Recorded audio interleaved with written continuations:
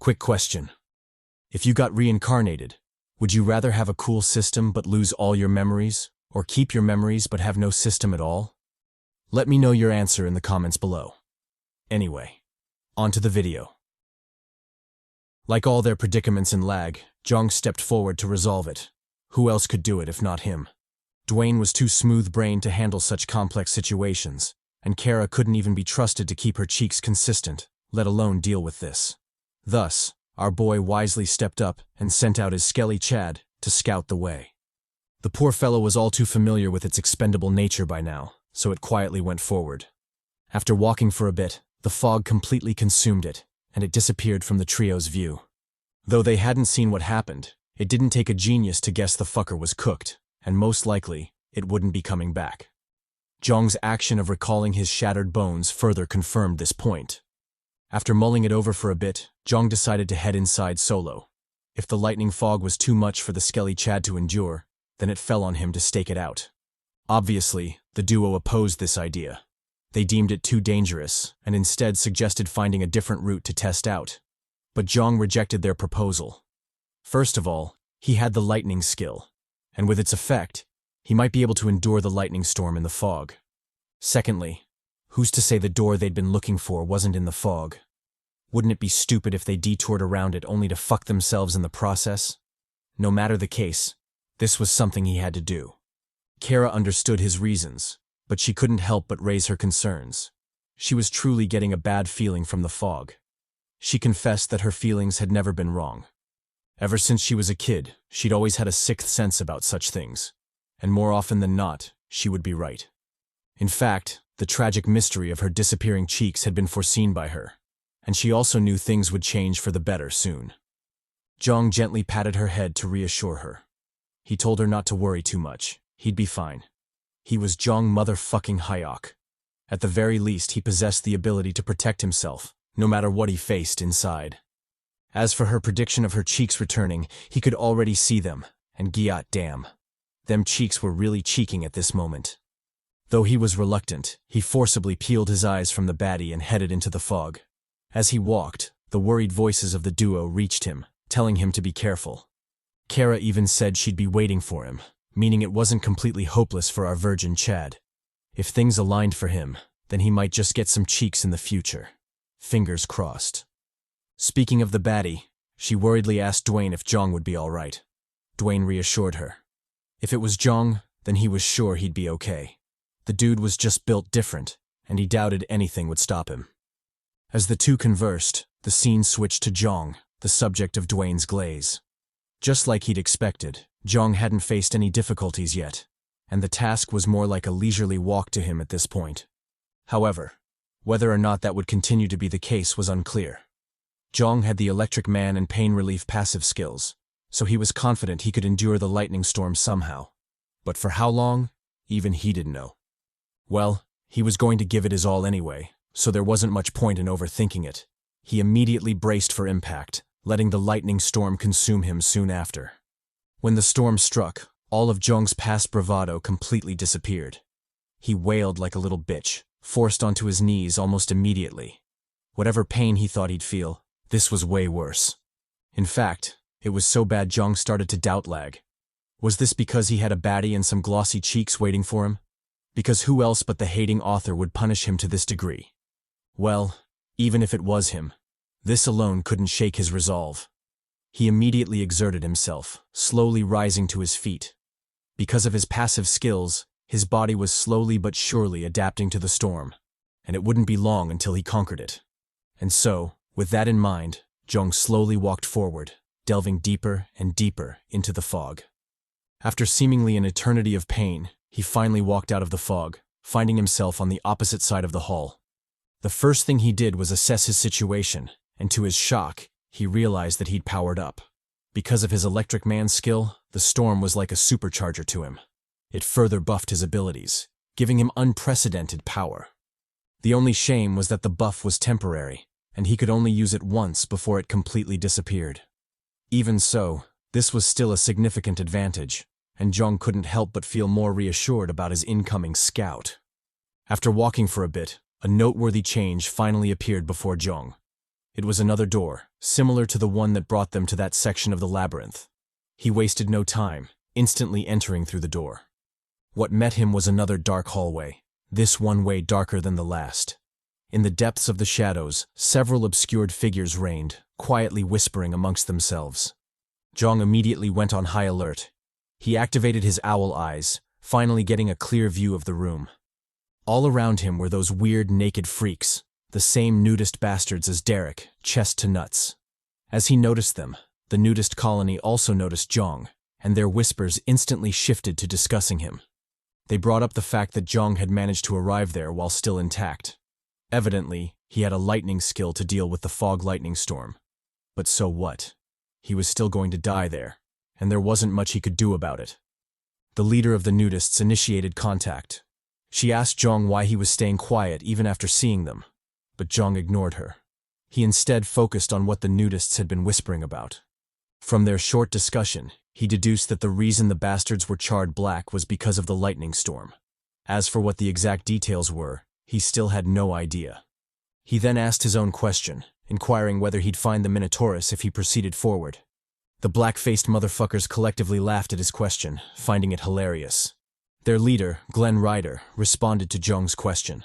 She told him that the boss's room was indeed ahead, but whether or not he'd find the boss inside the room was unknown.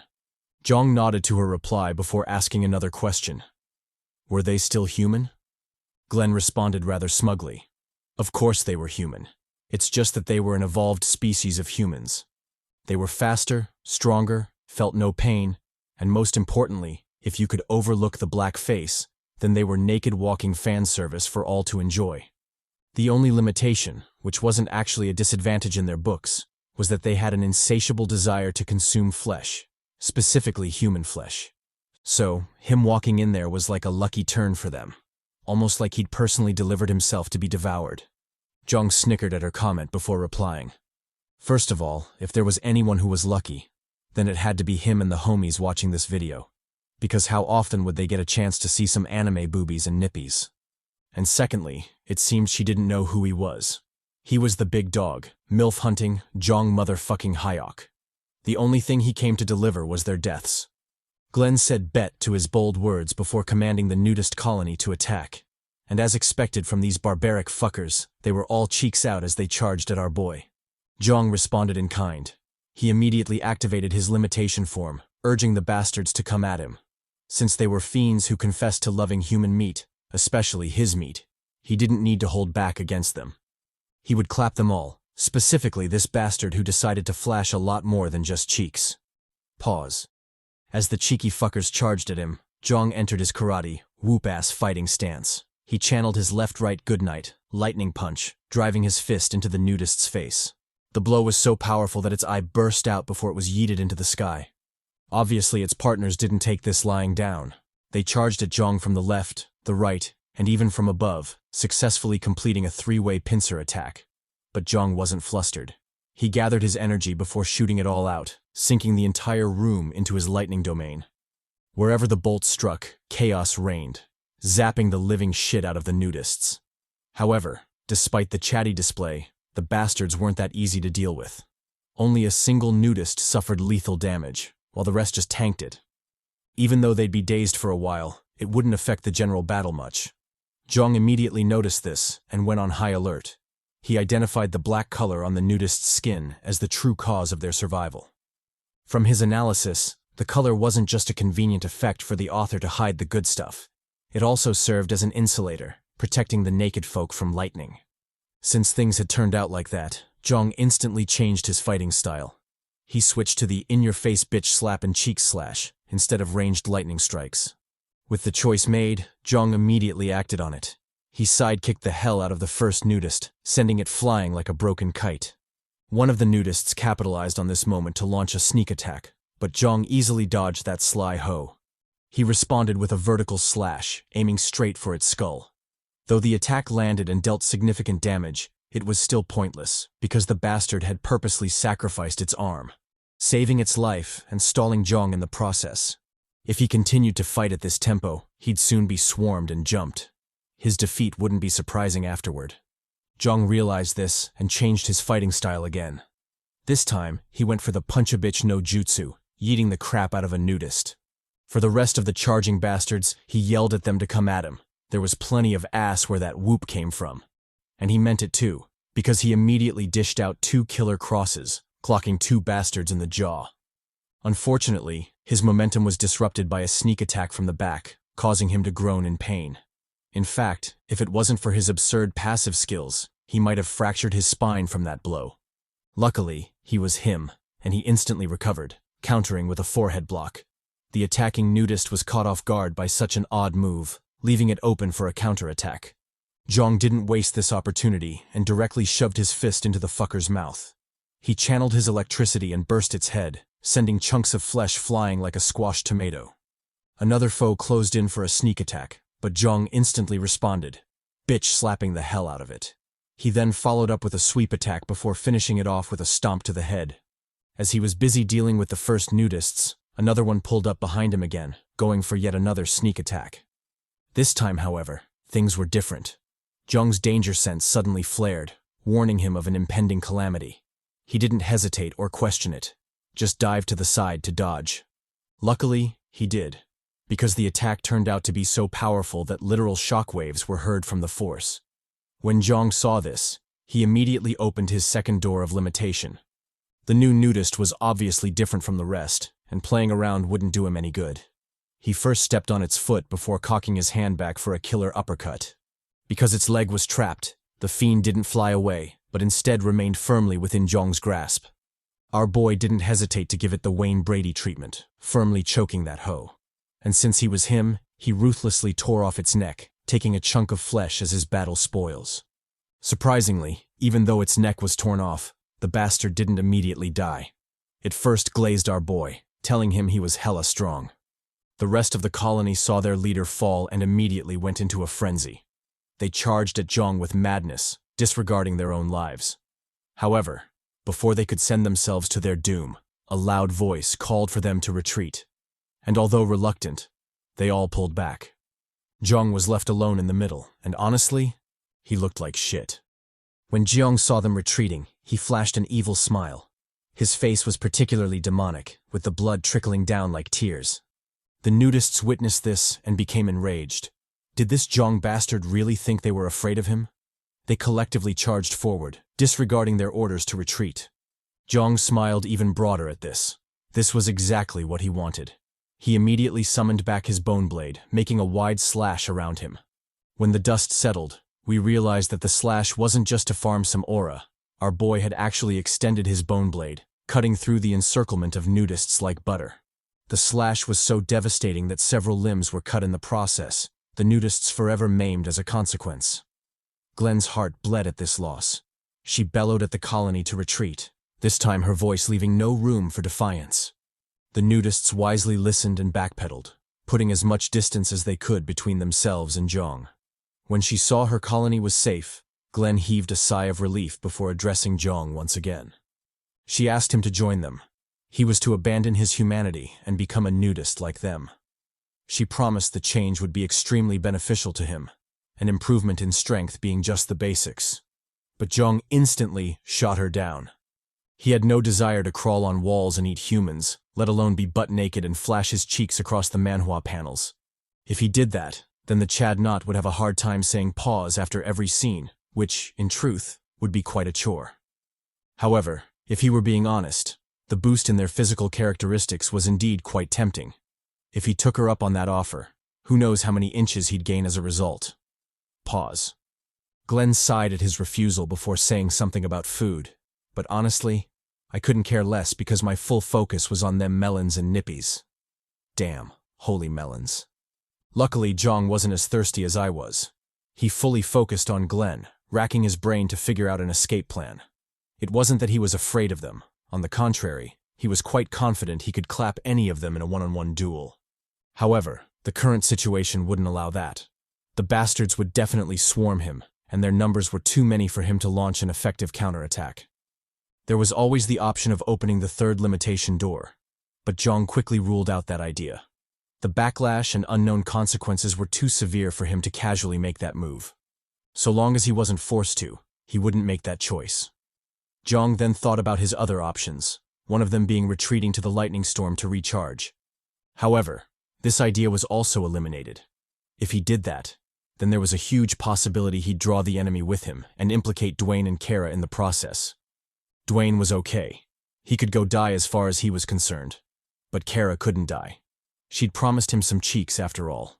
If great wars could be fought because of cheeks, why couldn't he sacrifice his life for the same? That was just pure logic. Well, more like CHADY logic. With so many ideas ruled out, Jeong was left in an awkward situation. He didn't know what to do, and Glenn was also adding pressure to the situation by commanding her soldiers to attack.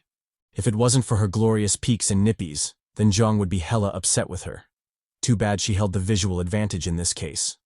Just when his situation was at rock bottom and his demise was proving inevitable, an idea suddenly struck Jeong. He ignored the charging nudists and locked all the fuck in.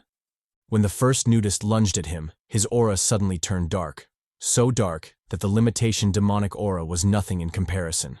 Official debut, the madness skill had finally been unleashed. While under the effects of madness, the whole world seemed to have slowed down before Jeong. The nudists were moving so slow it was almost like they were toying with him. But Jeong knew this wasn't a game. He also knew the nudists weren't slow at all. It was his speed that was ridiculously fast. In fact, he was so fast that bitch slapping and Brady choking the nudists wouldn't be a challenge to him. With this realization, Jeong immediately started his counterattack. He first grabbed the leading nudist, breaking its arm in the process. He then grabbed its face, flashed a sadistic smile, before ripping that fucker clean off. Just when I thought he couldn't get more savage, Jeong actually threw the face, yeeting another nudist in the face with it. He followed up with a lunge before karate chopping the shit out of the second nudist. Under the might of his blow, the poor fellow lost its eye, the bastard popping right off. A third nudist used that chance to strike back, kicking Jeong straight in the jaw. But Jeong easily tanked that shit, launching his counterattack immediately after. He grabbed the fool's leg before punching straight through its skull. Yes, I shit you not. Our boy straight up punched through a skull. Talk about aura. The rest of the nudists saw this and doubled their assault. It was obvious how livid they were. But again, Jeong wasn't flustered. He simply grabbed his third victim and threw it at them, playing a real-life version of whack-a-bitch, whack-a-mole. Unfortunately, his long session of aura farming finally came to an end with Glenn's ambush. And just like her name, she rode that heel deep into Jeong's spine. Or maybe it was his ass. It was hard to tell from this angle. However, from how his legs were curled up like that, I'm leaning towards the latter. She then comboed the assault, kicking the hell out of our boy. Jeong instantly found himself in quite a pathetic situation. Not only was his ass getting whooped, but he also couldn't get an opening to counterattack, meaning this ass whooping was going to last for a while. But even if that was the case, it wasn't like he was completely helpless. Though Glenn's speed was absurdly high, so high that he couldn't quite keep up, he could still follow her movements with his eyes. If he used that fact and predicted her actions, then it wasn't hard to counter. Just like this. Gotcha, bitch. He grabbed hold of Glenn, scaring the shit out of the latter. With his sadistic smile still radiating, Jeong tightened his grip, breaking Glenn's arm like a twig. The overwhelming pain sent the black baddie into a frenzy.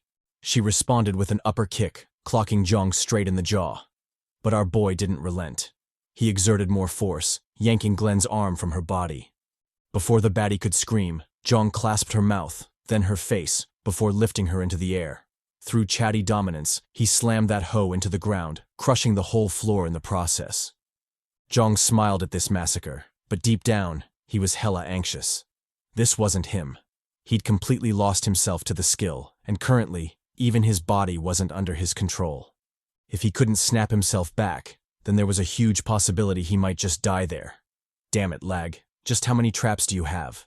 As Jeong was still cursing the hellish game, his hand instinctively pressed harder on Glenn's neck, firmly choking that hoe. And contrary to what I was expecting, the bitch actually died, leaving behind her soul and, of course, a quick peek at them cheeks. Jeong sighed regretfully at the concealing paint before shifting his focus to the rest of the nudists. If the Chads watching couldn't get a clear view of Glenn's plot, then he might as well compensate them by clapping some nudists' cheeks. Luckily, the bastards had fallen into chaos after losing their leader, so stomping on them wouldn't be much of a challenge to him. He immediately acted on this, charging forward with the momentum of a crazed beast. The first to feel his wrath was nudist number, who gives a fuck, who instantly got cleaved in half, his innards scattered across the labyrinth floor. Jeong then pounced on the second and third nudists, decapitating one and ripping the throat of the other. He then turned to the next nudist, digging his claws into its guts and pulling out its innards. When even that wasn't enough to satiate his frenzy, he lunged at the next nudist, ripping out its tongue. Just like a crazed fiend, Jeong continued his massacre, blood and flesh chunks continuously littering the ground. When the last of the nudists fell, he raised his head and roared, venting out the darkest of his carnage desires. All around him were the mangled corpses of the nudists, most of them maimed beyond recognition, and the culprit for this massacre just stood there, idly enjoying the bloodshed. You might be fooled into thinking he was contemplating his actions, but in truth, he'd already forgotten about them. Instead, he focused on how he could effectively use the souls. Though it was sad they'd been killed and forgotten so easily, this was L.A.G. Expecting compassion from this hell was pure lunacy. And unfortunately, the lunacy extended not just to the nudists, but to Jeong as well. Since the madness skill was still in effect, Jeong found himself charging for the door, his own wishes be damned. The crazed look and bloodlust were all his consciousness needed to realize what his body was planning. The mad fool was going after Dwayne and Kara. It seemed the madness hadn't had enough carnage and was thus targeting the squad. Jeong instantly knew this was a problem, but he was helpless to resolve it. While under the effect of madness, his body was not in his control, so he couldn't stop even if he wanted to. Although he cried bitterly inside, he already knew he would be the cause of Dwayne's and Kara's deaths, likely ripping them to pieces. But who was he? He was Jeong Hyeok. How could he give up so easily? How could he lose to a mediocre skill? He immediately locked in, wrestling for control of his legs. With that as a foundation, Jeong controlled his lower body, finally putting an end to his charge. Through gritted teeth, he held on with all his might before eventually ridding himself of the madness effect. After a series of deep breaths, Jeong acknowledged his good luck for once. If he hadn't been nearing the end of the madness skill, he wouldn't have been able to hold on, and who knows what might have happened to Dwayne and Kara. Luckily, the situation was salvaged, and he could still collect the glossy cheeks Kara promised him. As he walked back to the nudist's room, Jeong reflected on the intricacies of the madness skill. Although it was undoubtedly overpowered, he decided not to use it casually unless he was truly at death's door. Such a skill was too risky, especially since he had his squad with him. Locking back in, Jeong leisurely collected the souls from the nudists, and thanks to their generous donations, he now had a whopping 370 souls to spare. He giddily pocketed all the souls, even entertaining the thought of sharing some with Dwayne and Kara. Dwayne wasn't all that important, but how would Kara react? Would she introduce him to her brother, Hawk 2, as thanks? Or maybe her sister, Gawk 3000? Both cases would be fine, and honestly, he'd take anything at this point. Following Jeong's glare, the thirsty narrator refocused on the story. He shifted his attention to the dark hallway, a lone door hidden in its depths. Jeong quickly approached the door before cautiously heading inside. When he did, a system notification popped up announcing that he'd entered the main room of the labyrinth.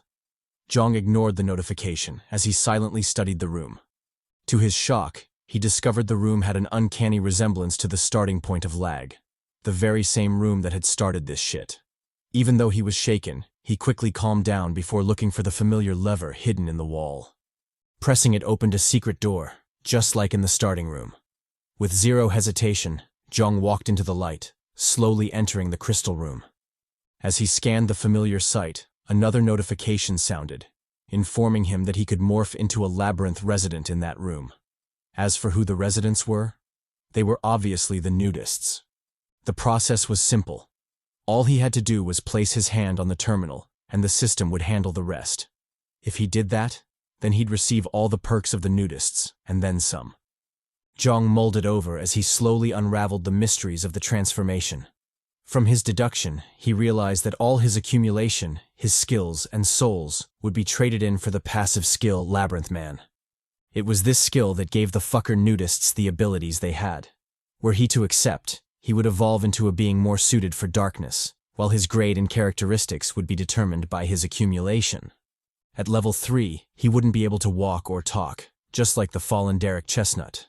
At level 4, he'd be just like Clint, barely able to talk while significantly stronger than level 3. At level 5, he'd be like Glenn, stronger than level 4 and able to communicate fluently. Of course, he wouldn't have the holy melons and cakes Glenn had, but that's neither here nor there. As for levels above 5, he was sure they existed, but the system didn't share details about them. Thinking back to the nudists, Jeong realized they already knew the exit's location. It was just that they couldn't defeat the Minotaur, so they were forced to stay there.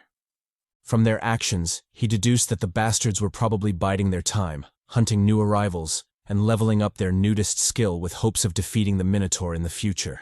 Too bad all their plans and preparations went belly up because of him. But if that was the case, how did the bastards get their resistance to lightning? Was that also a part of their transformation? This question stumped Jeong, and he couldn't figure it out no matter how hard he thought about it.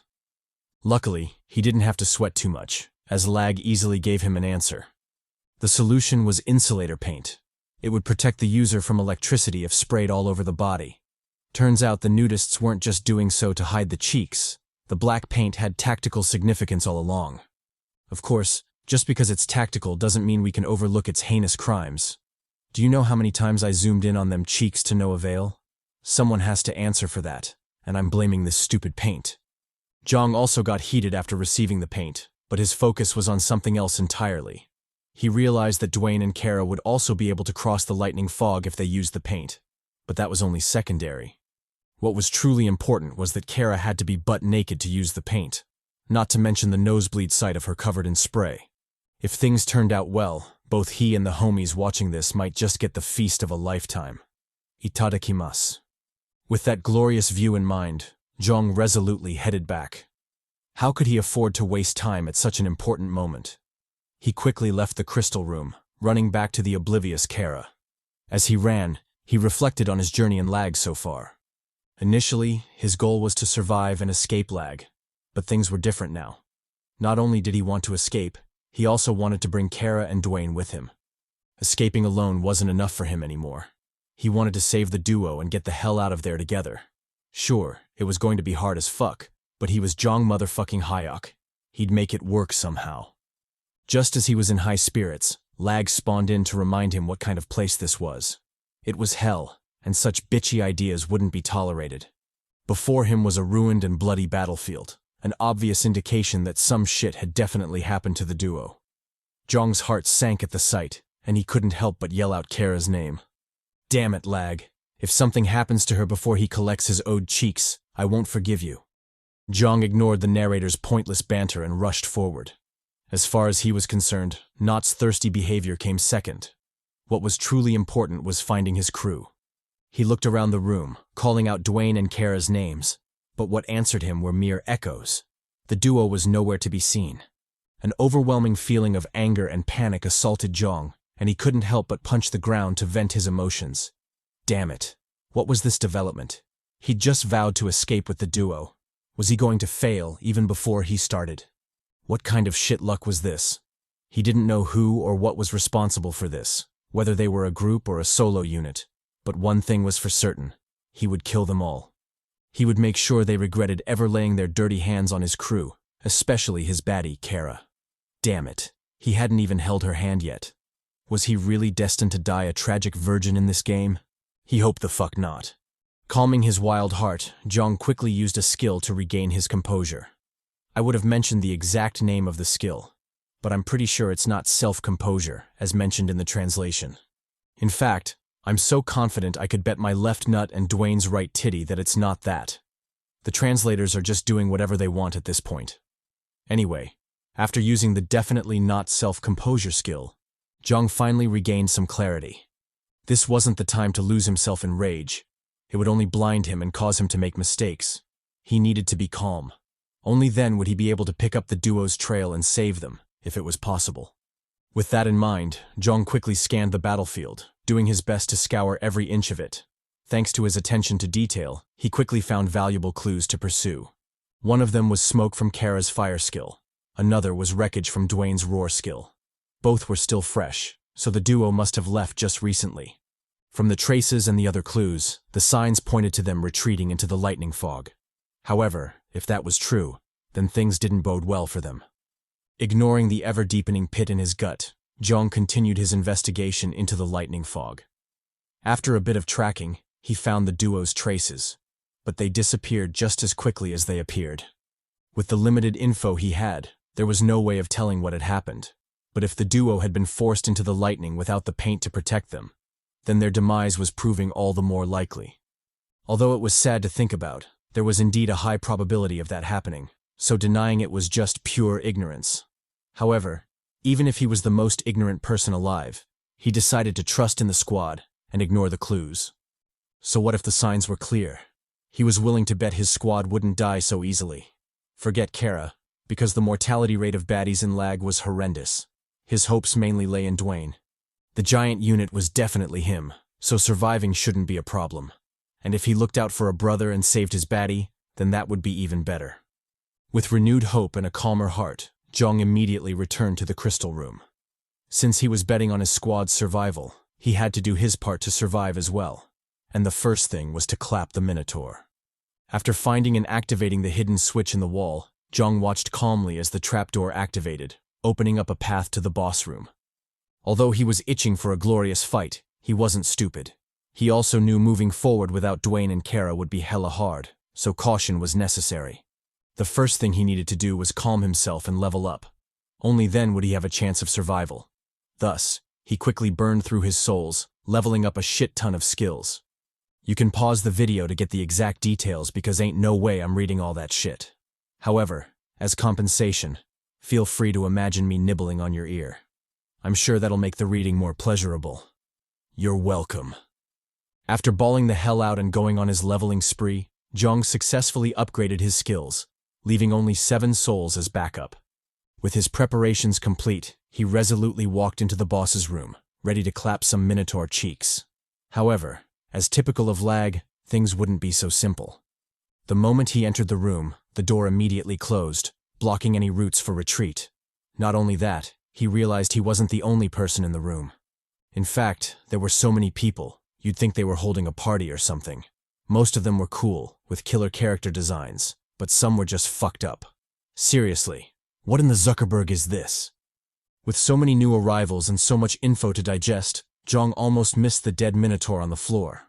Turns out the boss was already dead, so his trip was for naught. But if that was the case, how come the system hadn't announced the mission's completion? Was there still something cooking in the background, or was L.A.G up to its shenanigans again? Just as he was pondering this point, a figure broke out of the group and silently approached him. He called out to Jeong, yelling that he reeked of blood. This nosy bastard was Jeremy Stone, who, like his name, had them stony abs. His public attribute was an increase in his sense of smell, and currently, his highest skill level was 22. Jeremy went on to question Jeong, asking why he reeked of blood. In fact, his scent was even worse than his own, and he was already a certified lunatic. But Jeong didn't answer. Instead, he raised his vigilance. Since Jeremy went through the trouble of closing the distance, he must be a close-range specialist. And adding that to his constant bullshit yapping, it was clear the bastard wanted some smoke. But to think he would so casually approach him alone. Just how confident was he in his skills? 2 more members broke out of the group, silently reinforcing Jeremy. One of them told him to cut his shit. This was L.A.G. Everyone reeked of blood in that hell. But Jeremy was adamant. He insisted that Jeong's stench was on another level. In fact, it was almost like he'd soaked in a pool of blood before coming there. Not to mention his highest skill level, 30. That wasn't a number that could be reached by ordinary means. Without a doubt, this Jeong bastard was one hell of a freak. The lizard motherfucker took this chance to approach Jeong. He directly extended an invitation, asking Jeong to join them. The other reinforcement quickly rejected the idea. He explained that the group was already in chaos. Most of them were already trying to kill each other. Adding Jeong would only make things worse. Jeremy countered his argument, insisting that it would be fine. And if he was referring to the time he had almost killed him, then that was already in the past. He should go ahead and forget it. Hadn't he apologized enough already? The headband bastard became enraged by his nonchalant attitude. He called Jeremy a coward, a real scam to call a teammate. Jeremy told him to cut the bullshit. He then said some racist shit, but I'm in no mood to translate as bullshit. The two instantly became heated, charging toward each other soon after. Just as they were about to clash, a third person joined the fray, perfectly blocking the two. He chastised them for being reckless, especially since they had a troublesome guest before them. Jeong also studied this foe, noting that he was hella fast. To be able to move with such speed, the bastard must have an acceleration skill or something. But if that was the case, did the skill affect only his movements? Or could he dish out speedy thrusts like the Flash? Pause. After being stopped, Jeremy instantly became a diss buffet, dishing out disses like crazy. Everyone became victims of his strays, and the whole group descended into madness. The commotion continued until the lizard Zuckerberg called for them to shut it. He warned Jeremy to watch himself. There was a limit to his tolerance and generosity. Jeremy instantly cowered, apologizing soon after. His face might be troubling, but it seemed this lizard fucker was the real deal. The only maiden in the group spoke up at that time. She called the men a bunch of idiots. How could they argue with a possible enemy before them? She was Morgane Doubled, and I'm sure if she removed the mask, my schlong would doubled in an instant. Currently, her highest skill level was 26. Jeong watched the madness before dissing the group. They were really a mess. Well, even if they were a train wreck, it had nothing to do with him because there was no way in hell he'd join them anyway. Jeremy heard Jeong's condescension and immediately got heated. He mad-dogged Jeong, asking what gave him the confidence to speak so brazenly. Jeong told him to cut the chit-chat. If he wanted smoke, then they should get on with it. Jeremy responded with, bet. He indeed wanted that smoke. Jeong told him, cool. That was exactly what he wanted as well. He'd been feeling rather awful lately, and a target to vent his frustration on was exactly what he needed. Since Jeremy had so generously volunteered to get smoked, he'd graciously accept and tear that ass up. No homo, of course. Jeremy involuntarily took a step back at Jeong's words. He'd known L.A.G was a harsh place, but who would have thought his delicate ass would be at risk as well? If that was the direction of this fight, then he might as well stop. He'd leave that sort of thing to Diddy. Jeong smiled at his tense face. It was exactly as he thought. More often than not, the loudest people were the most cowardly. If Jeremy was really about that smoke, he wouldn't be talking so much. He would have attacked immediately. Talking meant he was a coward, and cowards tended to die quickly in L.A.G. The rest of the party heard his words and didn't dispute them. On one hand, they were really tired of this Jeremy bastard. On the other hand, they were wary of Jeong, and sacrificing Jeremy to probe his abilities was a worthwhile trade in their books. So what if Jeremy died? It had nothing to do with them. In fact, it would be better for them if he did. The only thing they required was for him to draw out Jeong's abilities before he bit the dust. Jeong eyed the group and immediately knew what they were thinking. But so what? Was Jeong Big Papi Hyeok so easy to manipulate? If these fools thought they'd get their way so easily, they were dreaming. He would wreck any schemes they had and kill anyone who dared stand in his way. But first, he should get rid of this Jeremy fucker because he was also getting tired of his nonsense yapping. He easily sidestepped Jeremy's stab, causing the latter's attack to miss pathetically. Jeremy didn't let up. He instead doubled his assault, sending a flurry of stabs at Jeong. Jeong read the attacks and nimbly dodged them all. Such puny attacks weren't a threat to him. He then changed the tempo, clocking Jeremy square in the jaw. The blow left Jeremy dazed, forcing him to activate his trump card. 2 more daggers flew from his pants, joining his offensive. But how could Jeong let him do as he pleased? He rapidly closed in, his fist coated in lightning. With a mighty punch, he tore through Jeremy's jaw, sending the latter flying. Just like that, a cocky bastard fell. His yapping maw mangled beyond repair. Jeong nonchalantly collected his soul before turning to the party. What would they do now? Would they fight, or nah? The group remained silent for a while before this creepy Zuckerberg fucker spoke up. He expressed his nonchalance at Jeremy's death, but that didn't mean they wouldn't do anything about it. Though they hated the fool, he was still part of their group, so revenge was definitely appropriate. However, that was only his opinion. The rest would decide for themselves through a vote. After a bit of back and forth, the group settled for a split decision. Half wanted to attack, while the rest wanted to retreat. Jeong told them not to think too much. They'd get clapped regardless. In fact, his hands were rated E for everyone, so they could all get it. If they were still hesitant, they should just gang up on him. He was down for whatever. Lizardmark eyed him before frowning at his confidence. Since he was being that bold, it meant he was a monster, and such freaks weren't easy to kill. Even if it was possible, he didn't see the need to risk it for just Jeremy, so he wisely stepped back, dispelling any ideas of retaliation. As the two sides settled their dispute, the panel switched to the Minotaur. And just as we've grown to expect from L.A.G, some shit was brewing in the background. The corpse started to squirm before a bloody silhouette burst out from within. This sudden change caught everyone off guard, and they all collectively turned to face the new foe. Jeong, in particular, was getting a really bad feeling from the freak, a feeling that only amplified when he heard the bastard scream. No matter what it was, he knew shit was cooked, and it was about time he got his ass out of there. The new foe, the Burning Man, as the system called it, also studied the group, its eyes shining in amusement. It then locked in, its head setting ablaze. Before the group could react, the fiend lunged forward, grabbing Rushing Man by the face. The group gasped at the absurd speed before quickly backpedaling to save themselves. As for Rushing Man, he was left in the foe's hands, his head slowly setting ablaze. One team member rushed in to save him, stabbing Burning Man in the flank. Unfortunately, he was useless and got caught as well.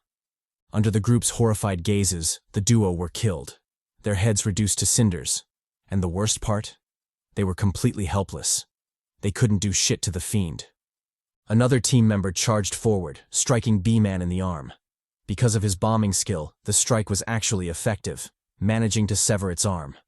But just like the last one, the fool was quickly yeeted, dying pathetically soon after. With 3 bodies to its name, Burning Man slowly walked forward, its domineering aura pressing down on the group.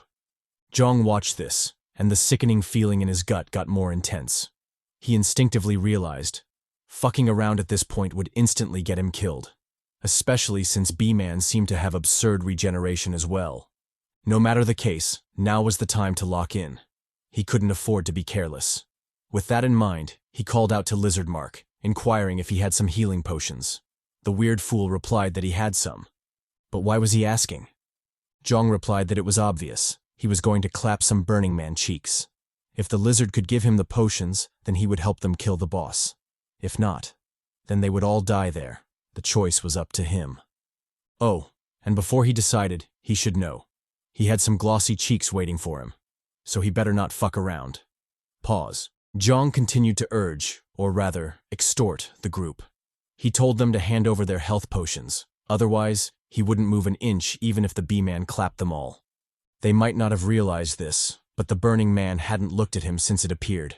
His guess was that it was focused on the group that killed the Minotaur, so he should be safe until it killed them all. Lizard heard his analysis and frowned slightly. Now that he thought about it, there was indeed some truth to Jeong Bastard's words. But did they really have to give up their potions? Just as he was struggling with the choice, another member of the group stepped up. He cockily told Jeong to step back. He didn't need help from a petty bastard like him. Jeong told him to do as he pleased. He wouldn't care either way, even if the Burning Man tenderized his black ass. The Black Pirate told him, bet, he didn't need his help or concern anyway. He would solo the B-Man, so Jeong better stand back and watch. Saying so, he decisively dashed forward, activating a skill in the process. The skill was the fire resistance skill, so the fool had great confidence against the boss. He connected a right jab, sending the foe reeling. Just as he was about to celebrate his victory, the tables suddenly turned, catching him completely off guard. The Burning Man abruptly counterattacked, setting his arm ablaze. The cocky fool cried out in pain, horrified by the sudden change. But before he could piece together what the hell was going on, the B-Man pressed the attack, grabbing him by the head. Under the group's stunned gazes, the Burning Man tore off his head, incinerating it soon after. Jeong watched this passively before directing his focus to the surviving duo. He told them to make up their minds, lest they end up like Black Pirate. If they still insisted on stalling for time, then he'd abandon them, and he wouldn't help even if they begged him. Lizard considered his request before calling out to Morgane. He instructed her to hand over her potion, and although she was unwilling, she had no choice but to comply. Following her action, he also handed over his health potion, completing their side of the deal. Jeong received the items and couldn't help but smile. With the two serving as reassurance, he was free to crush out. Although he had no idea how bad things would get after he used madness and limitation, at the very least his life wouldn't be in danger. Thus, his frown gradually eased. Lizard saw his relaxed demeanor and threatened immediately. If he couldn't kill the boss, even after extorting them, then he'd forget everything and kill him instead. Jeong told him not to get ahead of himself. He couldn't kill him even if he tried, and besides, if he failed to kill the boss, then both of them would definitely die. So what's the point of threatening him? He encouraged them to stay still and watch as he saved their pitiful asses. With those words, Jeong immediately locked in. He traced the boss's gaze, realizing that it was still focused on the duo. Since that was the case, he'd be a fool if he didn't exploit it.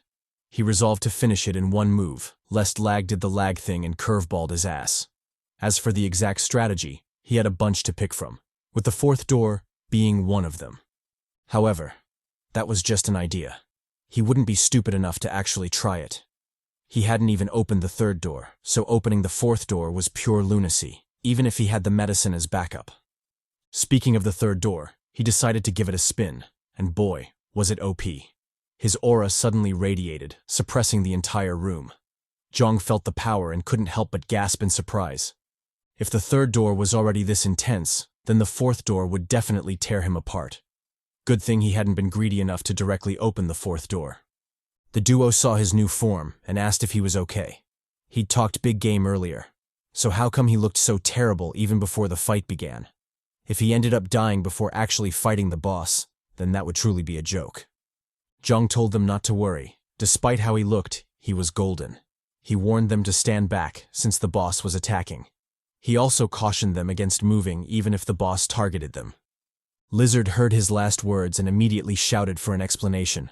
Who would be stupid enough to stand still when their lives were on the line? Jeong told him to trust him. He had his reasons. Lizard said, "Bullshit," to that. If he couldn't properly explain himself, then he wasn't doing shit. Jeong replied that he had no time to explain it to him. If he wanted to survive, then he'd better trust him and stay still. Lizard shouted for an answer, but Jeong swiftly disappeared, leaving him to face the charging boss.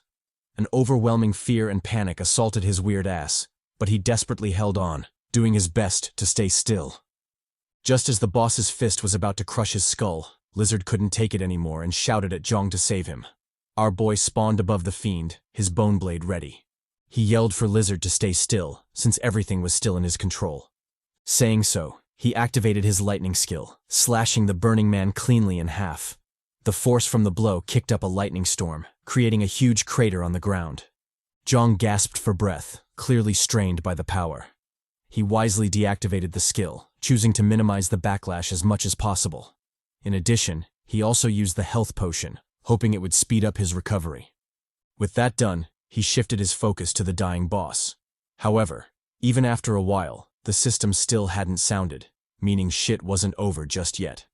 Jeong frowned at this sight, wondering what was going on. Had his prediction been wrong and the Burning Man wasn't the true owner of the labyrinth? Or was there another owner lurking in the shadows somewhere? No matter the case, things weren't looking good, and it seemed Lag was about to start some bullshit again. Lizard also caught on to the problem and asked Jeong what was up. Was he sure the boss was dead? Or was it just pretending?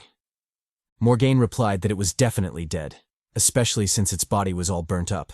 However, before she could expound some more, a sudden stabbing sound sounded, drawing everyone's attention. When the duo turned to check, they were shocked to see a shadowy blade stabbed through the baddie. The culprit for his backstab was the Burnt Man, the second form of the Burning Man. The system described it as a being made of smoke, capable of growing and shrinking as it wished. Currently, its highest skill level was 1. The room instantly turned chaotic with Morgane's ambush. The duo hadn't expected it to happen, so they were caught completely off guard. Unfortunately for them, the boss wasn't going to give them the time to adjust. It immediately shot out an attack aimed at Jeong. Jeong barely dodged the blow, narrowly saving his life. If he'd been late to open the second door, then he would have died for sure. His heart raced at the boss's absurd speed. How could it be that fast? Moreover, how was the attack still so powerful despite its crazy speed? It made no fucking sense. With how things were, Jeong suddenly smelled an intense stench of death. If he couldn't find an effective way to kill the boss bastard, then he would for sure die there. Worst part? He'd die in the company of the lizard bastard instead of a milfy mommy. What a trash way to go. Over at Lizard Mark, the dude chose the absolute worst time to get caught in his feels. He crouched before the dead Morgane, saying a bunch of sentimental nonsense to her. Well, technically, they weren't nonsense. In fact, they were actually pretty sweet. But come on, dude. Now isn't the time to say goodbye to bitches. Make some damn moves. The burnt man obviously wasn't going to let go of this opportunity.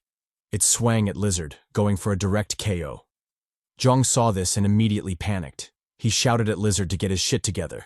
The baddie was already gone. Before he could convince the freak, the strike from B-Man landed, yeeting the absolute shit out of Morgane's corpse. As for Lizard, he'd narrowly escaped the attack, relying on some weird ass-pull move. The boss became more enraged after missing its attack. It decisively went all in, unleashing a flurry of strikes at Lizard. However, the ugly fool was still under the protection of plot armor, so he easily evaded the blows. As he ran, the scaly bastard took the chance to self-glaze a bit, flexing that he wouldn't die so easily. So what if the B-Man spanked his baddie? He'd make sure to get his revenge. In fact, his revenge arc would begin right now. He decisively lunged at the boss, his new skill on full display. Contrary to the lizard or salamander skills you might have expected, the fool actually had a cat skill, specifically, cat dance skill. The skill enabled fast and consecutive attacks and also buffed his physical abilities, so it wasn't that booty of a skill. Actually, it was pretty handy against the boss because it perfectly countered its incorporeal form. Every swing of Lizard's claws did fatal damage to the boss, dispersing its body bit by bit. Jeong saw this and immediately developed a battle strategy against the boss. If they could bombard it with quick, conservative attacks, then there was a chance they could win this fight easily. However, as expected of L.A.G, shit wouldn't go so easily. The boss suddenly switched up its fighting style, catching the duo off guard. Lizard was the first to feel this change, with a stab aimed at his head. Luckily, the weird fool was as nimble as a cat, allowing him to narrowly dodge the assault. Following his backflip, Lizard landed on the labyrinth wall before shooting back at the boss. The two continued their intense tango as the homie Jeong watched on from the sidelines. After observing for a while, Jeong gathered enough information to confidently join the fight. He first activated a movement technique, allowing him to glide seamlessly across the battlefield. He then summoned his bone blade before morphing it into a glaive. With the new weapon in tow, Jeong unleashed a flurry of stabs on the boss, slowly dispersing its body. On the other side, Lizard also joined the offensive, trapping the fiend in a pincer attack. Under the duo's relentless barrage, the boss finally scattered, leaving behind a faint shadow of itself. Jeong eyed the thin shadow and immediately frowned. Under normal circumstances, this would have been the time to receive the mission clear notification. But since nothing happened, it was safe to assume L.A.G was back at it again. He immediately locked in, ready for whatever shit would pop off. And as expected, the boss suddenly underwent a bizarre transformation, scaring the shit out of the duo. They rapidly backpedaled, moving away from the cluster of darkness that was the boss. However, halfway through the retreat, Lizard suddenly lost his damn mind and instead charged at the boss. He shouted a bunch of war cry bullshit, but honestly, I stopped listening because I knew this motherfucker was cooked. Jeong also felt the same way, so he silently watched on from the sidelines. And true to our prediction, just as Lizard was about to strike the boss, a new change occurred, leaving the fool in a perilous situation. Jeong picked up on this and shouted a warning to Lizard. Unfortunately, it was too late, and the die was already cast. When Lizard's attack landed, his eyes involuntarily widened, and an overwhelming feeling of dread assaulted him. He hadn't felt any feedback from his strike, meaning he hadn't hit the boss, but opened himself up for a brutal counterattack instead. Obviously, the boss wouldn't let go of such a prime opportunity. It instantly extended its shadowy tentacles, wrapping Lizard up in a cocoon of darkness. The cocoon then constricted before it slowly and painfully squeezed Lizard to death. With one final ghastly cry, the weird fool burst open like a ripe tomato, sputtering his blood across the labyrinth floor. Following his death, the dark cocoon settled into an unnerving silence as Jeong continued to watch from the sidelines. However, different from before, his face was now tensed, showing just how troubled he felt. He cursed Lizard for his rashness, openly blaming him for his current predicament. Didn't he know anything about L.A.G? How could he make such an amateur move this late into the game? Truly pathetic. Just as he was cursing Lizard to high hell, a new change occurred, drawing his attention. The darkness from the burnt man was slowly entering Lizard's corpse, promising one hell of a shit day. After a bit of time and under Jeong's tensed gaze, the possessed lizard slowly rose up, standing grandly before Jeong. Jeong gazed somberly at Lizard's abyss-like eyes before silently cursing to himself. He'd known this shit would happen, because when has L.A.G ever liked him? But even still, this wasn't enough to douse his spirit. He instantly locked in, opening the third door from the get-go. The possessed lizard also responded in kind, roaring out a sonic attack. The might of the blast caught Jeong slightly off guard, forcing him to backpedal. He held on with all his might before finally regaining his ground. When the roar faded, Jeong couldn't help but reassess the fiend. The casual attack was so powerful, it made Dwayne's beast roar seem like kids' play. However, if this attack was already so strong, just how broken was the boss? Not to mention its near indestructibility. How was he supposed to kill this thing? He had absolutely no idea. But still, that didn't stop him from trying. If he couldn't figure it out, then he'd just have to beat its ass until a solution appeared. Sometimes the simplest solution is the best solution. Thinking so, he decisively raised his glaive, ready to clap some possessed cheeks. With zero hesitation, he let that thing fly, unleashing the might of Asgard on its smoky ass. Unfortunately, even this wasn't enough, as not even Poppy Odin could exorcise this stubborn bastard. He easily tanked that shit, smirking at Jeong soon after. Jeong saw the smirk and cursed L.A.G. If even that attack didn't work, then what did the game want him to do? Did he have to get up close and personal? Fine. If that's what it took, then he'd personally deliver a can of whoop-ass on the fool. He charged forward, swinging his sword for a decapitating slash. But just like all his previous attempts, the slash amounted to booty, as Lizard easily blocked it. Jeong's eyes widened at the feat. Just how strong was this bastard to be able to block a sword with his bare hands? What kind of cheat-like skill was this? Obviously, his doubts went unanswered, and all he got was a killer punch to the gut. The blow was so severe that Jeong coughed up a mouthful of blood before being sent flying like a broken kite. As he closed in on the labyrinth wall, Jeong finally regained his senses and realized the immense danger he was in. If he clashed head-on at his current speed, then the impact would do even more damage than Lizard's punch. Such a thing couldn't be allowed to happen, thus he wisely channeled his acrobat-type shit, pulling off a mid-flight somersault. Thanks to his quick thinking, Jeong safely landed on the labyrinth wall, dispersing most of the momentum. With the quick second of respite, he quickly assessed the situation before realizing the boss wasn't all that strong. Sure, its physical abilities were absurd, but it wasn't to the point he couldn't endure it. And since that was the case, he quickly developed immense confidence in facing it in direct combat. He immediately lunged forward, clocking the boss in the jaw. Lizard responded with a nasty cross before eating Jeong's uppercut soon after. He instantly counterattacked with an uppercut of his own before winding back for a strong punch. Jeong did the same as the two titans clashed fists. The force from the blow kicked both of them back, forcing both parties to backtrack. Jeong quickly stabilized his body before shooting a glance at Lizard. What he saw made his scalp itch, as the bastard wasn't injured at all. Even after all that shit, the fool was still smirking, clearly enjoying the brawl. In fact, if he had to compare, he'd probably say he'd lost out on that exchange, with the only consolation being he'd managed to snatch Lizard's soul during the chaos. However, other than that, the situation wasn't looking too good, and if he couldn't turn things around, then he'd definitely die there. But even if he knew that, what could he possibly do? His stamina was already dangerously low, and the toll for using the third limitation door was already creeping in. If he wasn't careful, he might just die from the backlash before falling prey to the boss. With so many unfavorable factors, Jeong contemplated betting it all on madness. Since things had developed to that point, he might as well go mad and bring the bastard down with him. Unfortunately, even if he was suicidal, the madness skill was still on cooldown until his stamina recovered. If he wanted to use it, then he'd have to stall for 20 minutes at least. Jeong cursed at his dire circumstances but was helpless all the same.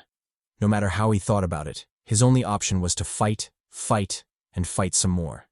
If he was lucky, then he might just fight his way to victory, or maybe a glorious death. In any case, his best move was to lock in and let them hooks fly. As he thought to this point, Jeong couldn't help but miss his crew. If they had been there, he wouldn't be going through this shit. At the very least, he might have used Dwayne as a meat shield as he escaped with his baddie Kara. What a fairy tale that would have been. Unfortunately, L.A.G wasn't a fairy tale, and Lizard wouldn't stay still and let him dream. He immediately lunged at him, forcing our boy to lock in. Jeong pushed the chaotic thoughts from his mind as he summoned his bone blade. Since things had gotten to this point, he might as well stab a bitch, and if even that isn't enough, he'd double down with a storm of lightning. He was really curious to see if the bastard was as indestructible as it seemed. Thus, Lizard was sent flying from the blow as Jeong watched on expectantly. However, after a quick glance, his face couldn't help but darken. The fool still had no injuries, and Jeong's attack seemed to be futile. He'd purposely aimed for the heart, but to think even that didn't work. Well, no shit. Did he forget the fool was already dead? Jeong watched on gravely before his expression suddenly changed. After careful observation, he realized that there was indeed a noteworthy change in Lizard's body. The black, smoky substance was slowly seeping from the stab wound. Not only that, the cocky fucker who'd been smirking the entire time was now showing a solemn and wary face. Jeong thought about it before coming to a realization. It seemed the boss's true motive for possessing Lizard was to get a meat shield to protect its weaker, smoky self. If that was true, then destroying the meat shield would enable him to kill the smoky bastard as well. After arriving at this conclusion, Jeong immediately set off to test it out. He first summoned his bone blade before morphing it into a serrated sword. If his guess was correct, then this would be the most efficient weapon to handle that possessed fool, since the edges would deal the most damage to the flesh. And to add a bit of spice to the mix, he summoned another serrated sword, dual-wielding them things. With that out of the way, Jeong immediately charged at the boss, ready to end this shit. He first opened with a right swing, aiming for a decapitating slash. However, Lizard easily dodged that shit, bending his back in unnatural arches. This move surprised Jeong, who hadn't expected the fiend to be that nimble. For a split second, he wondered if Lizard could teach that move to Kara, because who wouldn't want a baddie with a killer arch? However, he was soon pulled back to reality as a nasty punch aimed for his jaw. Jeong saw this and grit his teeth. Damn it, just how many L's was he going to take? Even if he was a patient Chad, this was still some bullshit. Jeong read the attack and narrowly dodged to the side. However, from that close shave with death, he knew this ugly, lizard-arched-back motherfucker couldn't be underestimated. If he wanted to actually survive this battle, then he had to throw all caution to the wind. Fuck defense. He was going all in with offense. He slashed at the fiend, sawing through its flesh with his serrated blade. When that wasn't enough, he headbutted the fool, forcing Lizard to stumble back. Lizard was taken aback by the sudden barrage. For a split second, he failed to react, causing him to take severe damage. Unfortunately for it, that split second was all Jeong needed to press the attack. He charged at the fiend, unleashing a flurry of slashes on it. Although each slash didn't do much damage, they quickly added up, forcing Lizard into a passive state. Jeong capitalized on this and doubled the assault, hoping to chip away at its life. But Lizard read through his intentions and counterattacked, grabbing and breaking Jeong's sword. Without the sword, Jeong immediately backpedaled. He'd be a fool if he insisted on attacking. Attacking such a foe without a weapon was pure lunacy. It'd be a miracle if he didn't get his ass clapped. Pause. Jeong ignored the narrator's sussy comment as he focused on the fiend. Although the ass clap made him think of Tai Min, he knew now wasn't the time for that shit. Ever since he dealt that sweet combo damage to the B-man, its aura had suddenly changed, almost as if it was cornered and desperate. Well, whatever the bastard had in store, Jeong was confident he could handle it somehow, so he dared the boss to come at him. Lizard said cool and spawned in front of Jeong, his fist already on his face. It moved with such speed that Jeong couldn't react, only letting out a soft bitchy whimper to express his shock. However, despite all that, he was still him. So he instinctively leaned forward, hoping to block with the toughest bone in the body. Obviously that didn't work out, and Jeong was yeeted to high heaven. In fact, the blow was so bad that Jeong was sent flying like a slapped hoe, crashing pathetically against the labyrinth wall. When he finally hit the ground, he couldn't help but look at the boss in shock. Where the fuck had all that strength come from? Had it been holding back this entire time? And if so, then this was truly some bullshit. If he compared his current strength to his past lives, then he'd say he had enough strength to rival the past him when he was on the 9th or maybe even 10th basement floor. That is to say, he was overpowered as fuck, but even so, this lizard bastard still sent him flying. How was that possible? Why was a boss this strong camping on the 6th floor? It made no sense. When he thought about it, Jeong inevitably doubted L.A.G. Could it be that the B-man was a trap by the game? Something that wasn't meant to be killed, just like the masked lion? Because if so, then it would make more sense. Unfortunately, he didn't have enough information to deduce the truth, and it wasn't like Lizard would idle around as he figured shit out. No matter the case, he still had to move. Only then would he have a slim chance to escape. He shakily stood up, only to collapse to his knees soon after.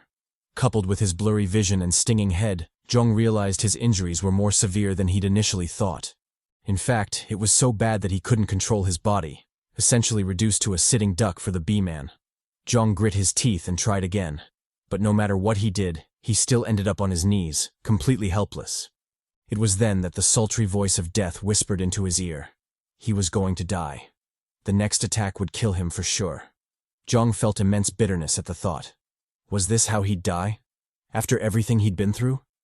Was he really going to die on his knees like a bitch, stepped on by this lizard bastard? Hell no. He'd be damned if he let that happen. Ever since the beginning, the system had promised a reward if the boss was killed. That meant it was definitely possible to clap this fool. If so, then why was he hesitating? Who better than him, Jeong the Big Poppy Hyeok, the MILF Slayer Hyeok, and the Maiden Conqueror Hyeok, could kill it? He immediately locked in, blocking Lizard's stomp with his arms.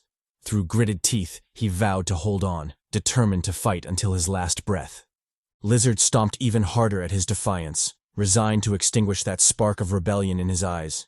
Unbeknownst to them, the clash caused cracks on the floor, and the damage was only spreading as the fight continued. Before they could react, the ground suddenly collapsed, dragging both of them to the pits of hell. Well, maybe not hell, but it was still hella dark, so their fates weren't looking too good. After falling through the darkness for seemingly an eternity, Jeong suddenly crashed into a rocky desert, kicking up a dust storm from his pathetic landing. When the dust finally settled, the ragged silhouette of our boy became visible, and it was clear he'd seen better days. But even still, Jeong was happy he'd survived, and he thanked the sand for cushioning his fall. With that out of the way, he glanced around the room, marveled that such a place existed on the 6th basement floor. Unfortunately, his joy didn't last long as he soon caught a glimpse of Lizard. Of course the bastard had survived. This wouldn't be Lag if he didn't. Jeong grit his teeth as he cursed the resilient fucker. Why couldn't it fall on a rock or something? Why couldn't his luck be good for once? Well, to hell with it. If the fiend wanted smoke, then he'd give him smoke. Coincidentally, his butt had been itching lately, and he felt it was about time he pulled an ability out of his ass. He swiftly called upon his lightning, morphing it into a ball of carnage. With that as the base, he channeled more and more power to it, causing the lightning ball to balloon up in an instant. When the ball reached its limit, Jeong condensed it, forcing it to shrink to a regular-sized Chidori. Of course, this wasn't the real Chidori, but a Temu knockoff by the maidenless author. Jeong stared at the lightning ball as he reaffirmed his resolve. Although this was an impromptu ass pull, he still knew he couldn't be careless handling such a concentrated ball of energy. One wrong move, and it'd be off to Lag heaven for him. However, what choice did he have? If he didn't risk it, he would die for sure. Thus, he resolutely pushed the ball into his chest, allowing the lightning to run rampant in his body. Bolts of lightning streaked from his chest, bathing the surroundings in a storm of lightning. When the storm finally stopped, Jeong's silhouette became visible, and so did his new transformation. Official debut. Lightning Man just joined the fray. If you're curious about where the ability came from, just forget about it. The author explained with some bullshit, but I know ass-pull plot armor when I see it. Just forget it. It'll be simpler for everyone if you do. Over at Jeong, he mad-dogged Lizard, his battle lust brimming. With so much power coursing through him, he couldn't wait to clap some reptilian cheeks. He stared down the fiend, resolved not to die just yet. No matter the cost, he'd survive this hell, and hopefully, make it out with his crew. With his mind made up, Jeong locked all the fuck in. He channeled the lightning through his body, preparing for a devastating counterattack. The lightning flowed from his happy feet to his head through his chatty body. Buffed by the ass-pull technique, Maiden Hunter Jeong bravely faced off against Lizard, his intent to battle obvious. Lizard rose to the challenge, glaring back at Jeong. It then locked in before shooting straight at Jeong. Jeong was slightly startled by the attack, but he didn't lose his cool. He simply gathered his energy before zeroing in on Lizard. Thanks to his supercharged body, he could now follow the fiend's movements. All those absurdly fast attacks were mere trash in his eyes, Thus he easily swatted Lizard to the side, bitch slapping the shit out of the fool. Lizard was shocked by the sudden change, clearly confused by Jeong Bastard's power-up. However, despite the shock, it was still a boss. How could it falter because of a simple yeeting? It swiftly locked back in, prepared another attack, and lunged back at Jeong. Jeong read the attack and prepared a counter of his own. He crouched down before shooting at Lizard with a nasty Superman punch. Both titans clashed midway, causing a deafening explosion to sound. The force from the impact was so powerful that the surrounding space was sent into disarray, dust and wind clouds billowing about. Obviously, Lizard fell short in the exchange, causing it to fall back. In that short exchange, its arm was essentially crippled, leaving it in a perilous situation. Jeong noticed this and immediately prepared a counterattack. He wouldn't be the top dog if he didn't capitalize on such opportunities. Thus, he decisively shot at Lizard, ready to kick the fucker while he was down.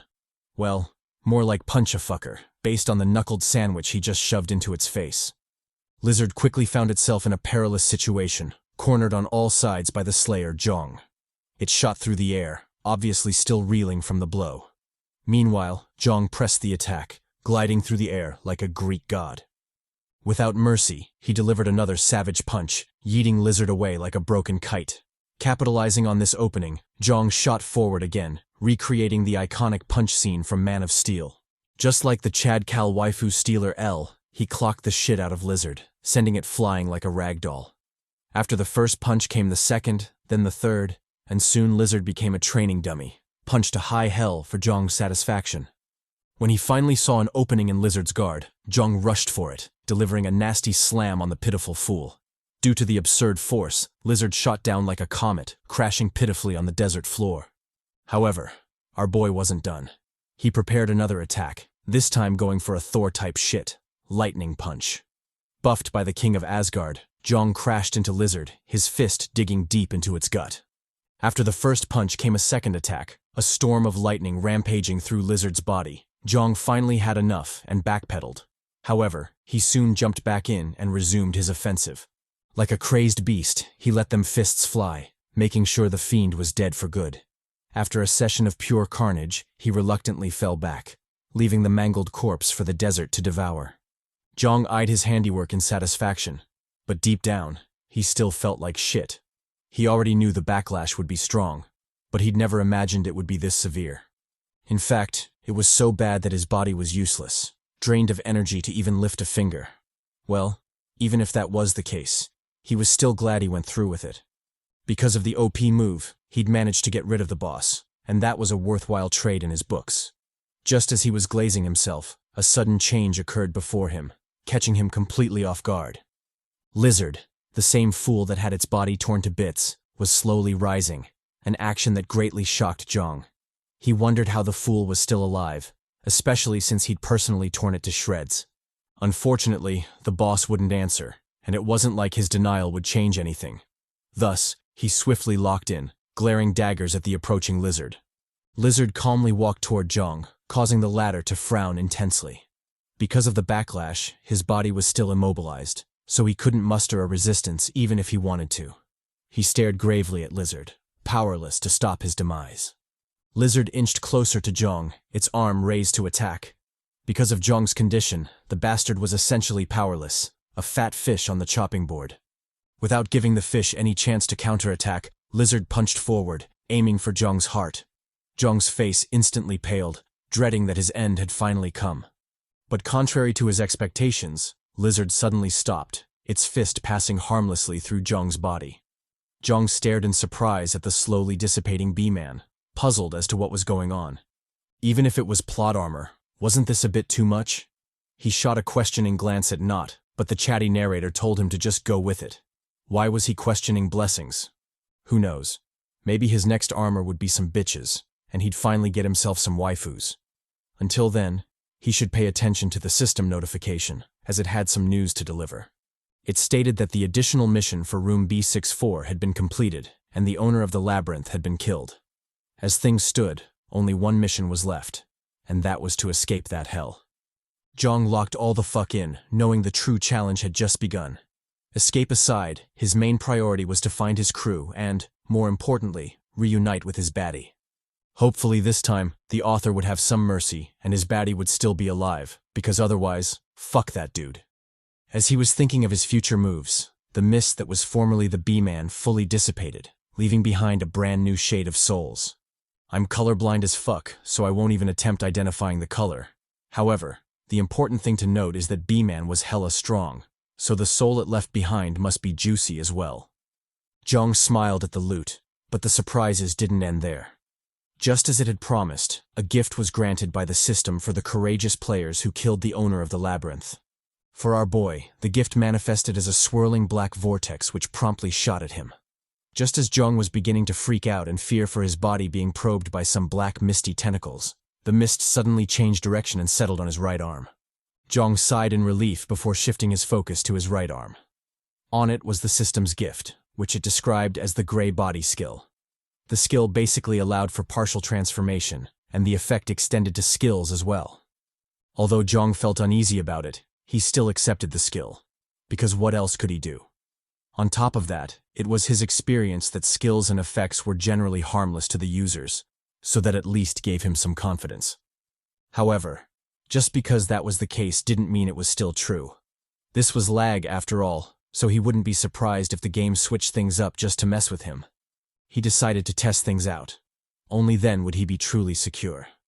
The first test involved the Bone Blade, which transformed from an equipment skill into a passive skill. Due to the change, the skill became permanently his, and its ease of use increased drastically. He could now summon and morph the Bone Blade at will, making the skill more versatile and deadly. Unfortunately, with every upside, there's a downside, and in this case the Skeleton Soldier skill was permanently removed, canceling his access to it. Although it was a shame, Jeong quickly got over it because the next upgrade was just that great.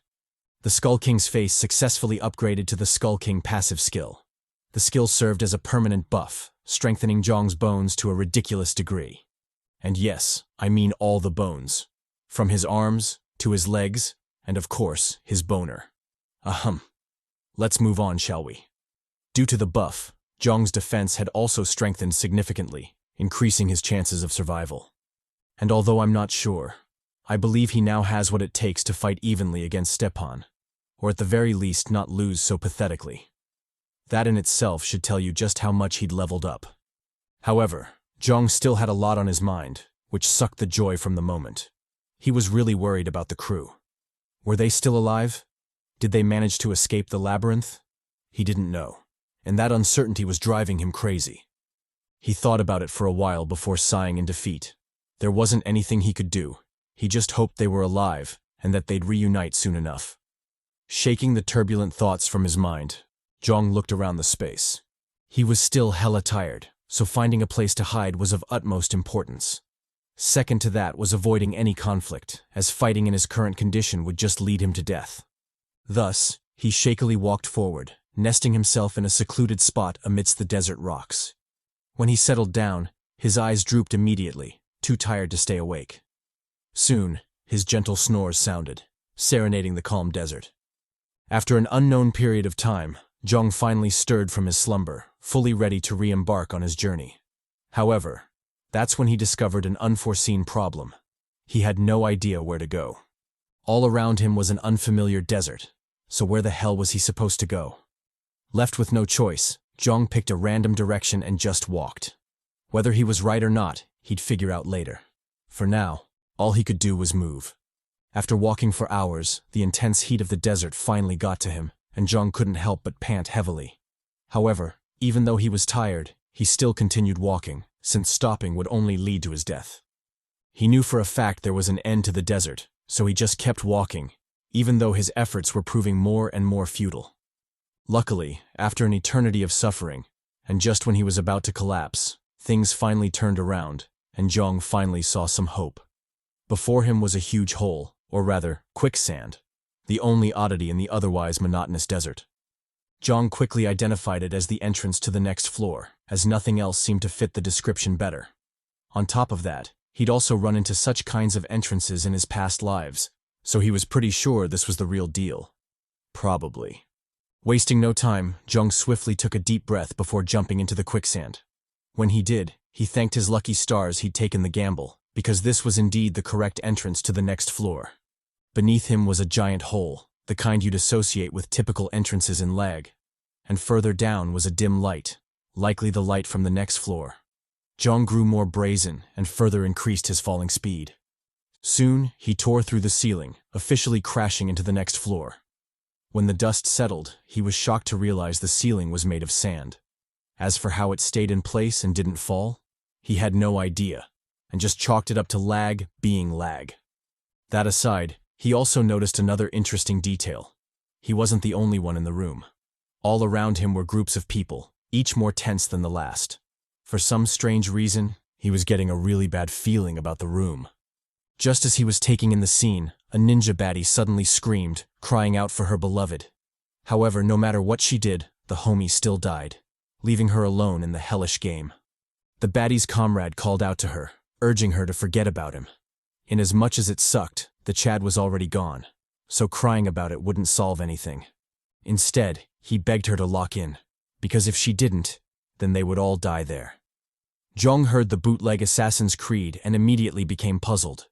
He realized the Humpty Dumpty wasn't referring to him or the other group, so what the hell was going on? As he was still racking his brain for a solution, a gigantic explosion sounded behind him, scaring the shit out of him. Jeong swiftly turned to check, and what he saw terrified him. Throughout his experiences in L.A.G, this was the first time he felt justified to curse. And truly, L.A.G was on some bullshit. Honestly, what the hell is this shit? Before him was a giant antlion with a fat ass. The system described it as basically immortal because the bastard wouldn't die even if it was killed. Obviously, Jeong had the same reaction as most of you right now. What the hell was that shit? First, it was ridiculously OP bosses, and now the boss was immortal? What was going on with L.A.G? Unfortunately, he didn't have the time to curse at L.A.G because the monster was there, and he had to lock in. Over at the main battlefield, the bootleg Assassin's Creed and Widow baddie did their best to hold the creature back. Although their attacks were pure garbage, they still did a good enough job to buy time for the bronze and possibly bootleg Garcia mommy. Capitalizing on the opening they bought, she lunged at the thick ant, her bone blade drawn for a desperate attack. Jeong noticed the baddie and couldn't help but be pleasantly surprised. Not only was she a bootleg version of his lost boo Emma, top waifu Garcia, but she was also quite formidable, as shown by her courage to face the abominable monster head-on. Unfortunately, in L.A.G, courage and milfiness weren't enough to fell monsters. Strength was also needed. Just as he'd expected, the baddie's attack bounced off the creature's carapace, doing 0 damage. Forget about the big bastard. Even little insects have a thick exoskeleton, not to mention this undying fucker. So her attack failing was all but certain to Jeong. Back at the battlefield, Bronze Emma suddenly sensed an immense premonition of death and rapidly backpedaled. Luckily, she did so, as the antlion dove back into the ground immediately after. If she'd insisted on her attack, then she would have been dragged in as well, and that would have been an instant death sentence. After losing sight of the boss, the whole group grew frantic, and desperate cries rang out, which low-key surprised Jeong. He wondered why they were acting like that, but his question was soon answered by a sneak attack from the antlion. It turned out the creature was using the dense sand to pick them off one by one, and every dive into the ground signaled the death of another player. Currently, the unlucky bastard was the homie Vincent, who got torn in two, much to the group's horror. Jeong noticed this and frowned slightly. From his observation, he could deduce that both the players and the antlion had their own strategies. The players were probably trying a scheme to trap the creature, but that was obviously not going to work. That was because the boss had seen through their strategy and was using their own tactics to pick them off one by one. To fully trap it, the players had to be spread out, and the antlion was using that chance to deal with the players individually as opposed to dealing with them in a group.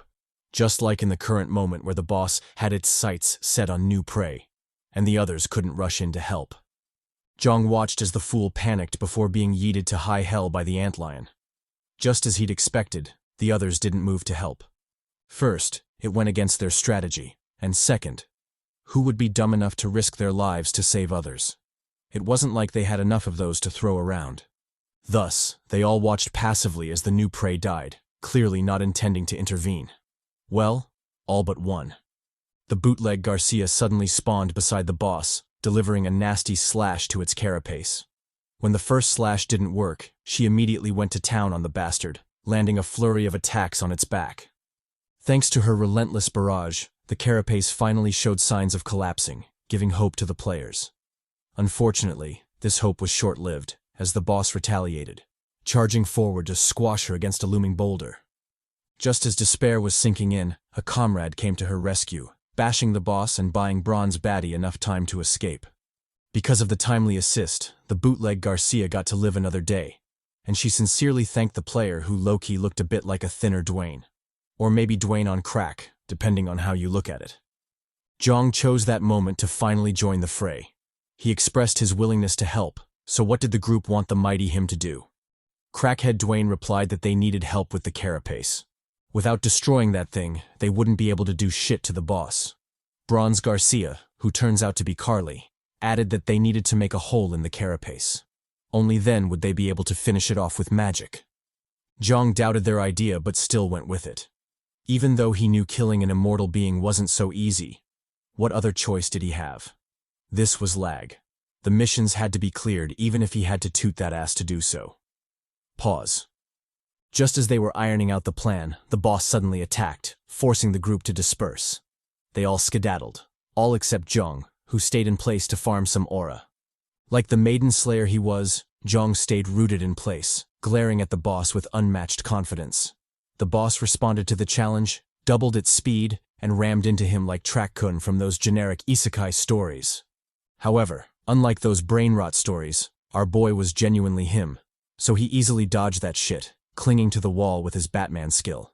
Realizing the baddie Carly had her eyes set on him, Jeong decided to flex some more, lunging at the boss with unmasked ferocity. He first morphed his bone blade into a spear, perfect for poking a bastard with. The stab dug so deep that the boss couldn't help but shriek in pain, its immortality be damned. It instantly realized its perilous situation and opted to temporarily retreat into the sand. Obviously, the group wouldn't let this happen. The first to move was Crackhead Dwayne, who snorted a bump before clinging to the boss's leg. Thanks to his mysterious yet crystallized power-up, he managed to hold on to the boss, preventing it from retreating into the sand. Next was Assassin's Creed, who used his powers to stall for even more time. Although we don't get to see the visual manifestation of his power, I'm pretty sure he was really doing something. Otherwise, he wouldn't be bitching so much. He cried out to the group, urging them to hurry, as he wouldn't be able to hold it for long. First of all, that's what he said. Second of all, if you really think about it, 10 seconds is like a minute in dog time. So don't let her tell you shit, kings. Keep doing your thing. Jeong heard the narrator's nonsense ramblings and told not to focus. Now wasn't the time to get lost in his down-bad thoughts. Not understood, but honestly, the translators left him no other choice. What did they mean by the gap is too narrow and he needs to widen it? Wasn't this just asking to be teased? Especially with how pervy he was? In any case, he decided to lock in as well since Jeong still needed his narration for the upcoming battle. Speaking of Jeong, he decided to morph his bone blade once again. Since the spear wasn't thick enough to widen the gap, he opted for a broadsword, one wide enough to get the job done. However, as typical of L.A.G, things wouldn't go so smoothly. Just as he was preparing to land the final blow, the boss suddenly launched a counterattack, catching him completely off guard. In that short prelude to death, Jeong was forced to make a quick decision. Continue and risk death, or fall back and lose the golden opportunity. The choice was up to him. Jeong thought about it for only a second before saying, "Fuck that." There was no way in hell he'd risk his life so casually. He shouted at the group to help, otherwise he'd drop that shit and bounce. Tanned Garcia responded to his request, charging forward to reinforce him. On the opposite side, the grieving baddie, who I'll call White Widow from now on, also did the same, her face tinged with determination. Apart from them, there was also the bootleg Assassin's Creed, who for some reason became emo all of a sudden. I wonder where he got the black eyeliner and lipstick. In any case, the three did their best to reinforce Jeong. And yes, I said three, because Crackhead Dwayne stupidly got himself killed, stabbed through by the antlion's leg. Because of his foolish death, the antlion got enough leeway to retaliate, and it didn't hesitate to unleash its fury on Assassin's Creed. It yeeted him to the side like a rag doll, causing the poor emo to crash pathetically against the cave wall. Jeong saw this and immediately tensed up. With two players out of commission, things had suddenly become more difficult. As if proving him right, the antlion launched another sneak attack, this time attacking from a seemingly impossible angle. Jeong felt the threat and instantly dodged, narrowly escaping a quick kiss with death. If he'd hesitated for even a second, then he would have been another meat skewer on the battlefield, dying as pathetically as crackhead Dwayne. As he was thanking his lucky stars, Jeong noticed something that made his frown deepen. The wound on the boss's back was closing. In fact, the healing speed was so fast that Jeong couldn't believe just how much of a cheat it was. Was this what the system meant by it being immortal? Because if so, then he kinda got it now. However, just because he understood it didn't mean he'd let it happen. He'd be damned if he let lag have its way. Thus, he rapidly shot toward the boss, opening the first limitation door in the process. When he deemed that insufficient to deal with the boss, he added on the lightning effect, zapping the shit out of the boss. Bronze Baddie took that chance to attack as well, closing in on the boss with her bone blade. Thanks to Jeong's efforts, the boss's wound wasn't completely healed yet, so the baddie simply jammed her blade into it. After managing to keep the wound open, Carly turned to White Widow, urging her to make her move. White Widow didn't disappoint. Although she was still grieving her beloved, she knew a new hunk was already in sight, so it was time she forgot that loser. If she wanted to impress the MILF hunter Jeong, then she had to give it her all. She channeled her fire skill, shooting it at the boss soon after. As the flame flew, it morphed into a serpentine form, which quickly slithered into the boss's guts. Jeong and Carly immediately backpedaled, having no desire to get caught up in the ensuing explosions. As expected, the carnage was grand, making their choice to retreat the correct one. Devastating explosions rang out across the boss's body, reducing it to a fiery mess. Of course, the fiend didn't take this lying down. It immediately retaliated, swatting Carly away like a bug. The tanned baddie was caught completely off guard, causing her to black out immediately. With her neutralized, the battlefield instantly became more dangerous, adding more pressure to Jeong and White Widow. Speaking of Jeong, he finally made his move, closing the gap between himself and the fiend. His plan was simple. Kill the boss before Lag did the Lag thing and crashed out again. Coincidentally, the boss had its sights set on Carly and White Widow, which made his ambush all the better.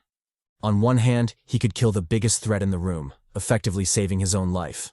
And on the other hand, he could save two damsels in distress. Who knows how they'd reward him? Probably with some cheeks. In any case, the game plan was set. He had to clap some ant cakes. Jeong rushed forward before lunging at the bone blade on the boss's carapace. With that in his grasp, he instantly opened the third limitation door, buffing his body for the havoc to come. Wasting no time, he channeled his lightning storm, bathing the fiend in its zapping brilliance. Due to the devastating attack, the boss's body fell apart like dominoes, crumbling to pieces under its relentless barrage. Soon, the fiend met its end, with its head popping off like a ripe tomato. Jeong saw this and wisely deactivated his limitation form. As much as he wanted to continue zapping this bastard, he knew such acts were pointless, and it would only put him in danger. Instead, he shifted his attention to the baddies, curious to know how they were doing. White Widow replied that they were good, thanks to him. However, since they were already talking, she might as well apologize in advance. Jeong eyed her curiously before asking what she was talking about. Why was she apologizing to him? Before he could get an answer, the sand suddenly attacked, wrapping around him like a cocoon. In that split second, an idea popped into his mind, and he immediately knew what was going on. This was a double cross. He'd been betrayed by these treacherous bitches. Damn. Jeong glanced behind him, and just as he'd expected, Assassin Creed was in on the backstab as well. Despite the seemingly dangerous situation he was in, he still remained relatively calm, as if this wasn't that big of a deal. With his calm demeanor still evident, he turned to face the baddies, inquiring if they were sure about this. Did they really want this smoke? White Widow replied that they didn't, but they had no other option. Tanned Garcia added that this was their strategy. For weaklings like them to survive in Lag, they had no choice but to hunt the strong. It was the only way to survive. He seemed strong, so he must know what kind of hell Lag is. Without taking such risks, how could they grow strong enough to survive? Jeong stared at the treacherous bitches but didn't say anything. Words were useless at that point. The baddies had already made their choice, so talking to them was just a waste of time. Carly noticed his patient acceptance and stepped forward. She believed this was Jeong's way of accepting his fate, probably because he knew he couldn't escape anyway. She gazed at the Chad sadly before sighing in resolution. It had to be done, even if she didn't want to. However, because he was a handsome and chatty poppy, she'd try to make it as painless as possible. There wasn't a need for such a fine specimen to suffer. With that in mind, she stabbed at Jeong, landing a direct hit on his chest. When the strike landed, Carly couldn't help but recoil in shock. What the hell was going on? The stab had done 0 damage to Jeong, even failing to pierce his skin. She suddenly had a bad premonition warning her to watch out. However, before she could react, Jeong flexed his lightning, easily breaking out of the sand cocoon. Now free, Jeong glared at the treacherous wenches. He let them know he didn't blame them, because he too had done the same in the past. And just like them, his ending was also quite tragic. But just because he understood them didn't mean he'd forgive them. They'd tried to kill him, so it was only right if he killed them as well. Saying so, Jeong opened the second door of limitation, ready for battle. As he was preparing to clap some cheeks, Emo Creed lunged from behind, attempting a sneak attack. He decisively launched his strongest attack, hoping to kill Jeong on the spot. Unfortunately for him, Jeong easily blocked that shit, using his lightning to counter the sand skill. Before the bastard could react, he responded with a left jab aimed at his flank. Creed noticed the attack and hurriedly erected a shield to block. Although the skill wouldn't hold for long, it was still enough for him to launch an attack of his own. However, Jeong read through this attack as well, blocking it with relative ease. This time, he opted for a forehead block, causing significant damage to Creed's arm. Just as he was about to finish him off, the ladies finally intervened with a blazing serpent hurling straight at him. Jeong ate the attack, forcing him to backpedal quite a bit. With the explosion's smoke still blocking his vision, Carly spawned behind him, attempting another sneak attack. However, this time Jeong was ready. He silently blocked the baddie's strike, stabbing into her gut in the process. Carly recoiled from the pain, nursing her wound as she backtracked from Jeong. Before he could press the attack, Creed appeared behind him again, going for a lethal blow. This time, Jeong had had enough and savagely grabbed him by the face. He lifted the fucker into the air before slamming him hard onto the ground. Ignoring Creed's pathetic chokes and sobs, he proceeded to zap the shit out of him, reducing his face to a burnt crisp. Done with that, he calmly turned to face the baddies. What would they do now? Would they fight or nah? Carly told him not to fuck with them. Ever since the beginning, they were ready to risk their lives. In fact, with Creed's death, that determination only strengthened, so there was nothing left to discuss. She told Jeong to come at them. They were ready to see this through till the end. With that, the duo charged at Jeong, causing a devastating explosion from their clash. A short while later, the room finally regained its calm, indicating the end of the battle. Left standing was the homie Jeong, who silently deactivated his limitation form. Although he'd just been through a battle, he didn't seem fazed at all, almost as if it was nothing. The only clue to the big clash was the blood on his blade and the dead corpses on the floor, both mangled to some degree. Jeong stared at the baddies, but he didn't seem bothered in the slightest. This was L.A.G. Such occurrences were common in that hell. If it had been the other way around, he was sure the wenches wouldn't have hesitated, so there was no need to feel sorry about it. He calmly collected their souls, using their power to level up his skills. He leveled up Tough Skin from level 20 to level 30, significantly increasing his defense. On top of that, when Tough Skin leveled up, it influenced the Bone Weapon skill, making it level up to Bone Equipment passive skill. With that out of the way, Jeong contemplated leveling up his Calm Breathing skill, but decided against it for now. Although the upgrade would make several skills easier to use, he didn't have enough souls to do so, so he put it aside for now. Besides, there were still several aspects of the calm breathing he hadn't tried out yet, like breath holding, so he wasn't in a rush to advance. Finished with his looting, Jeong turned to the nearby door, probably the entrance to the next floor. Wasting no time, he entered through the door, finding himself in an empty corridor. After walking for a bit, he finally reached his destination, the official entrance to the 7th floor. Jeong eyed the door before resolutely heading inside. What was there to fear anyway? When the door closed behind him, Jeong found himself in quite a pickle. If he were to describe it, he'd say something like doors, or rather, hella doors, judging by how many there were. All around him were identical doors, all clustered neatly along the room's walls. And the worst part? He had no idea what to do about it. Jeong took in the bizarre scene and couldn't help but feel a headache creeping up. Damn, this was going to be a bitch to handle.